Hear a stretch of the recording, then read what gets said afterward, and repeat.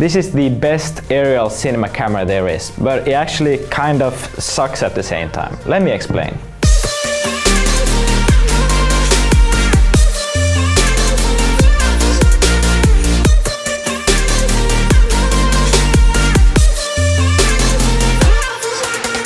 The reason the camera sucks isn't actually because it's inherently bad or anything. It's actually because it's so new that the cables just aren't available. There are no cables currently that will allow it to control all the settings for it, like in the air.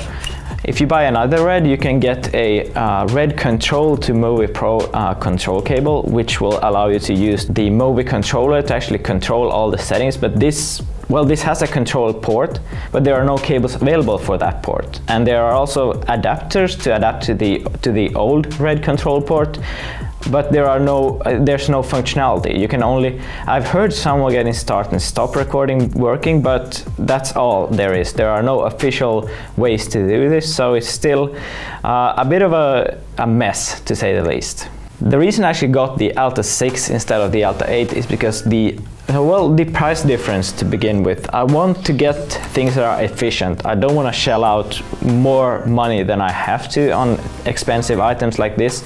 I still have a RED, I still have an Alta, but I don't have the top of the line RED or the top of the line Alta, because I think those are, for our use at least, they're a bit too expensive. Here in Finland, in a small part called Österbottnia, there aren't that big jobs available that require you to have the best of the best. This is still, I think, around, I don't think anyone else even has an Alta here or a RED Komodo, so I mean, it's still up there, but it's not like we need the 50,000 RED and the 20,000 Altas. So this is basically just a better fit for us. That's just what I'm trying to say. We were previously shooting on the GH5s. We're currently using these two remotes and the wireless follow focus by PD Movie. We're probably gonna end up upgrading to the movie controller once you actually can connect this to the movie itself. But for now, this actually works quite well. One of the reasons why I really like the RED Komodo is because it actually has an SDI cable. I've had so many HDMI cables fail on me, and I don't know, I just was completely ready to move over to SDI. One problem with SDI though is that you can't actually connect. There are no wireless video feeds for drones available which use the SDI connector, so that's a big minus at the moment too, but I assume soon there will be some new ones which will allow us to connect the RED directly to the drone video transmitter. So we're currently using this Blackmagic SDI to HDMI converter, but hopefully we won't have to in the future. Another thing I really like about the RED Komodo is that you get all of the best codecs available internally. With the GH5s, we've been recording with the Atomos since we got it, because you get more depth in the color and you get actually a better codec, ProRes, when you record with an external recorder. Here you get ProRes or Red Raw internally, which is more than enough for our use case. So that's one really good thing, that you actually get everything, all the good features internally. Because previously when we put the GH5s on the drone, we've had to record internally, obviously, because we can't throw on an Atomos and then send it off. We've had to record internally, which has been a big decrease in quality, or not a big one, but there's been a noticeable difference in at least the ability to color grade the footage correctly.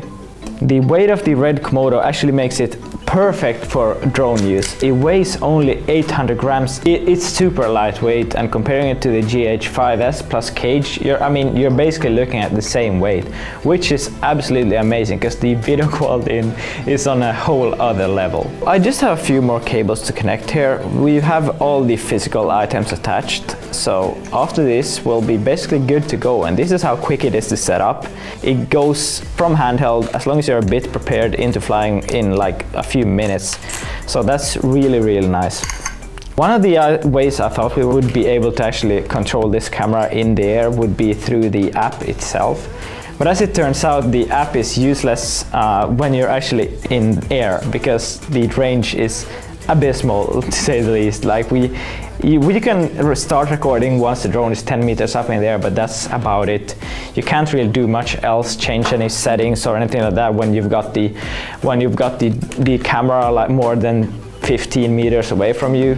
Unless you've got some great, I don't know, Wi-Fi range extenders or something. But I don't think that's something you want to do anyways, because you want to minimize the amount of protocols in the air. And if you can control it through the movie interface, I think that's 100% the way to go. Okay, so we have 2 more cables and we'll be basically good to go.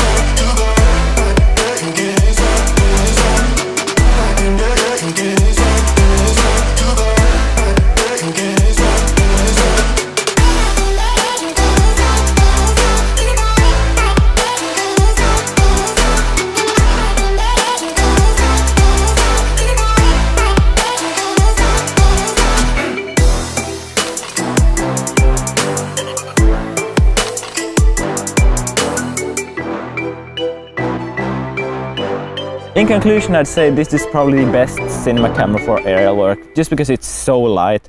Assuming you just don't buy it right now, which if you haven't already done, you pretty much can't do because this is in beta and you can't get on the beta list anymore. So if you haven't bought it yet, you more or less can't do it right now. You just have to wait for final production release, and by then there should be some more cables available. There should be support for starting, stopping recording, changing all the settings, all of those things for the final production camera. So once this camera is out of beta, it's going to be absolutely amazing. And I think this is, well, because of its weight and its dynamic range and everything, this camera is very hard to beat at least. So yeah, this is going to fit us and work for us, I hope, for many years to come. This is probably my favorite purchase I've made so far, and I just hope it keeps evolving and getting better over time.